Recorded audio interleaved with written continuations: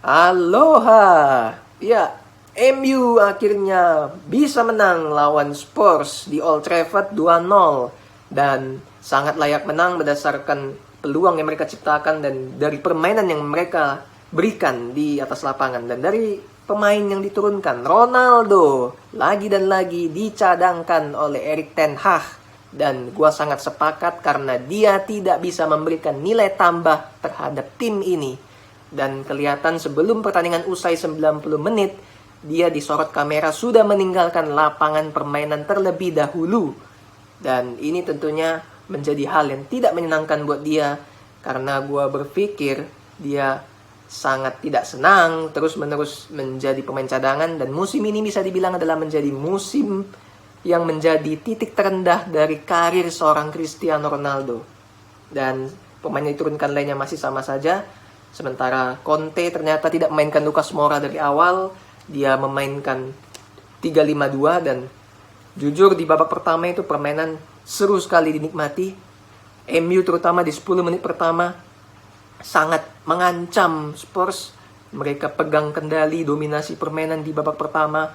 Banyak sekali shooting yang dilakukan on target ke gawangnya Lloris. Tapi Lloris sampai melakukan 4 penyelamatan krusial.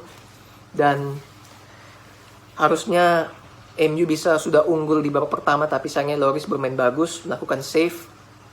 Akhirnya MU bisa mendominasi permainan, bermain bagus, terutama dari individu-individunya itu jarak pemainnya begitu rapat. Ini yang harus sering-sering dilakukan oleh pemain MU. Jarak pemain itu harus rapat untuk bisa memainkan aliran bola yang sesuai.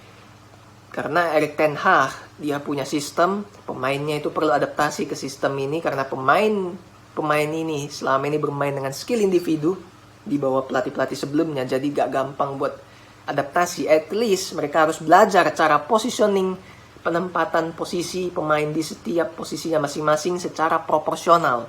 Dan ini yang dilakukan oleh pemain-pemain MU, jarak pemainnya rapat sehingga mendorong pemain lini tengah Spurs lebih ke belakang lagi dan terlihat lebih bertahan di pertandingan ini dan banyak peluang tercipta di sana. Dan di babak pertama menjelang akhir pertandingan lebih cenderung monoton. Half time akhirnya MU langsung ngegas di babak kedua. Spurs juga sama, intensitas tinggi sekali di babak kedua sehingga akhirnya di babak kedua dapatlah gol. Deflect, bisa dibilang gol jatuh dari langit sih karena Fred shooting ke deflect kakinya pemain Spurs dan Lloris mati kutu 1-0. Memang layak unggul seharusnya di babak pertama, tapi it's okay. Dan setelah itu sebenarnya masuk ke pertengahan babak kedua, permainan jauh lebih membosankan bisa dibilang karena gak banyak peluang yang diciptakan, lebih banyak bola bergantian sana ke sini yang megang bola. Tapi MU benar-benar digendong oleh lini tengahnya yang benar-benar mendominasi dan bermain Spartan, fighting spirit yang tinggi. Ini juga menjadi satu faktor yang memenangkan MU yang tidak kelihatan pada derby Manchester kemarin. Setelah pada saat derby Manchester mungkin Erik ten Hag sudah menampar semua pemainnya, meneriaki di kuping pemainnya masing-masing bahwa lu kalau main di kandang sendiri, lu harus bermain dengan kebanggaan, lu harus main dengan Spartan, fighting spirit, semangat tinggi. Dan ini yang ditunjukkan oleh pemain-pemain ini di pertandingan lawan Spurs. Selain dari individunya yang di tengah, terutama Fred bermain bagus. Akhirnya Bruno Fernandes cetak gol kedua, which is it's a good goal. Placing dia bagus dan gak bisa diselamatkan Lloris. Tapi Bruno Fernandes overall di pertandingan ini sebenarnya gak bermain bagus-bagus amat menurut gue, bermain biasa aja.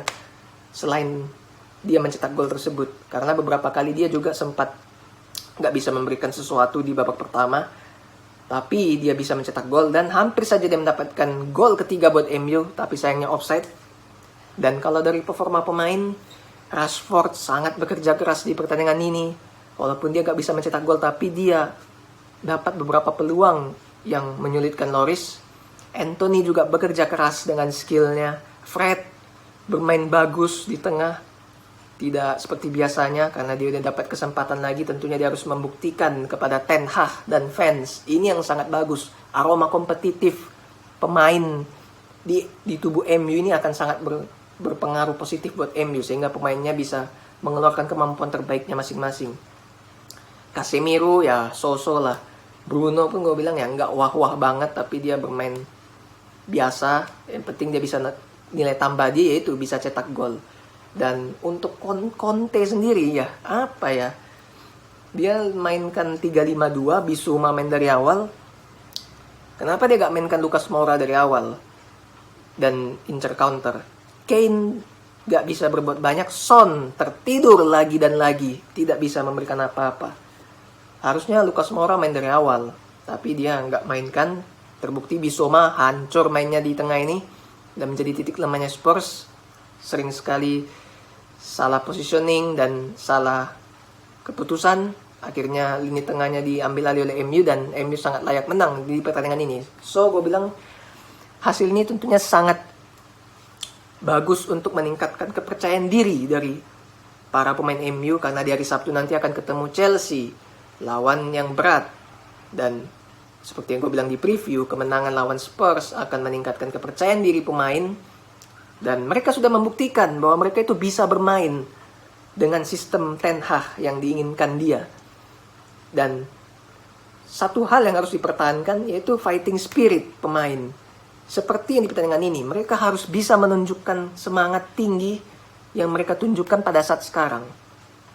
Itu yang harus mereka pertahankan. Itu yang harus lebih sering mereka lakukan. Dan jarak pemain itu juga harus dekat seperti di pertandingan ini. Kalau itu semua bisa dilakukan secara konsisten, MU akan masuk ke 4 besar lebih mudah dibandingkan yang dipikirkan orang lain.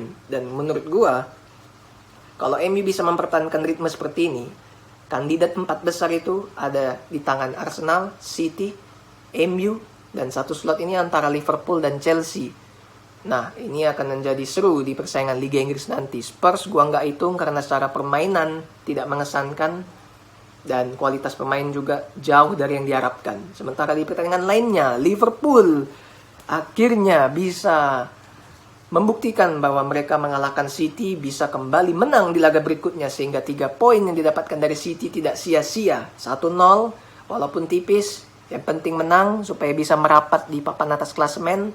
Mohamed Salah di pertandingan ini berkali-kali melakukan shooting, tapi ada yang melenceng, ada yang kepelanan, but it's okay.